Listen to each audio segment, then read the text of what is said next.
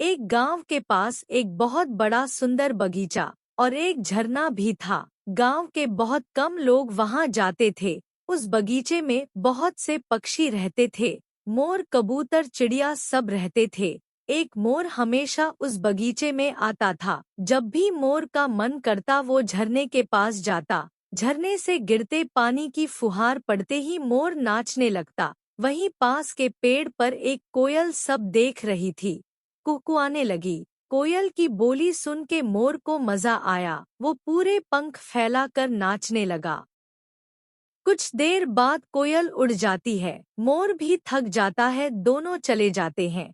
अगले दिन फिर कोयल अपनी मधुर आवाज गले से निकलती है, जिसे सुनकर मोर नाचता है। कुछ दिन में कोयल और मोर दोस्त बन जाते हैं। एक दिन मोर कोयल से पूछता है, कोयल बहन तुम इतना अच्छा कैसे गा लेती हो? ये सुनकर कोयल कहती है, मोर भाई ये सब तो ईश्वर की देन है। ईश्वर ने मेरे गले में इतनी मिठास भर दी है। मैं जब भी बोलती हूँ मेरे कंठ से मधुर आवाज निकलती है। मोर को कोयल से जलन होने लगती है। वो सोचता वो नाच तो बहुत अच्छा लेता है, लेकिन अगर वो कोयल की तरह गाने लगे तो सब उसकी कितनी तारीफ करेंगे। इसी उधेड़बुन में वो नाचना छोड़ देता है और झरने के पास जाना भी बंद कर देता है। उधर कोयल झरने के पास हर दिन बैठ कर गाती है, मगर मोर नहीं आता। मोर का मन अब नाचने में नहीं लगता था। वो हर समय यही सोचता था कैसे कोयल की तरह गाने लगूं। वो कई बार कोशिश भी करता, मगर उसके गले से आवाज नहीं निकलती। मोर जब भी कोयल को देखता उससे बात नहीं करता था। उसे कोयल से नफरत हो जाती है। एक दिन मोर एक पेड़ पर बैठा था।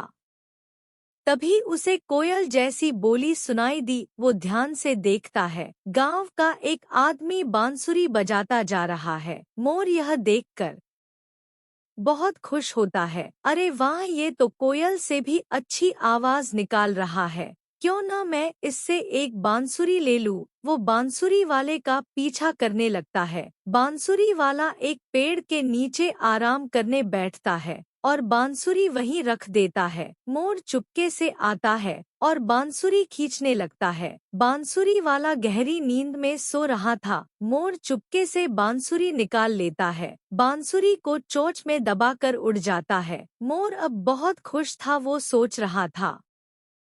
सोच रहा था मैं नाच और गाकर सबसे अच्छा पंछी बन जाऊंगा। अब उस कोयल का घमंड भी टूट जाएगा। बहुत कहती थी ईश्वर ने उसे ऐसा बनाया है, लेकिन अब समस्या ये थी बांसुरी बजाए कैसे। अगर बांसुरी छोड़ता है तो नीचे गिर जाएगी।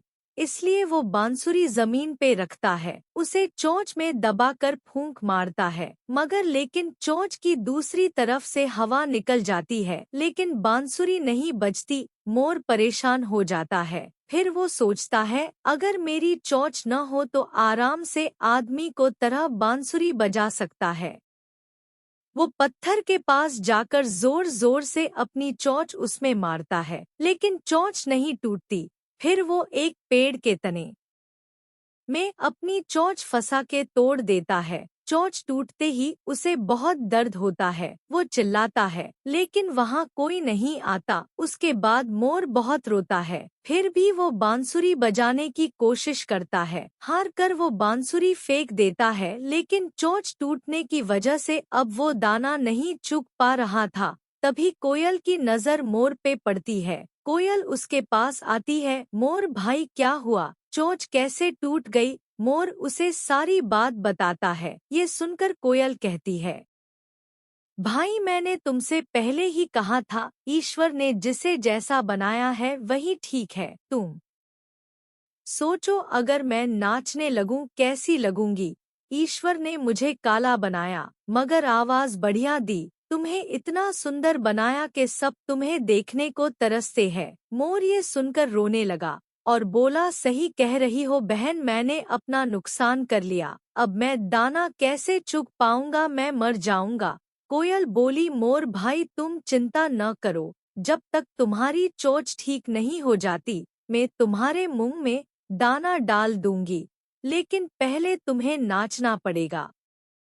ये सुनकर मोर खुश हो गया। दोनों पहले की तरह नाचने लगे। बच्चों, इस कहानी से पता चलता है दूसरों से होड़ न करो, जो ईश्वर ने दिया है उसमें संतोष करो।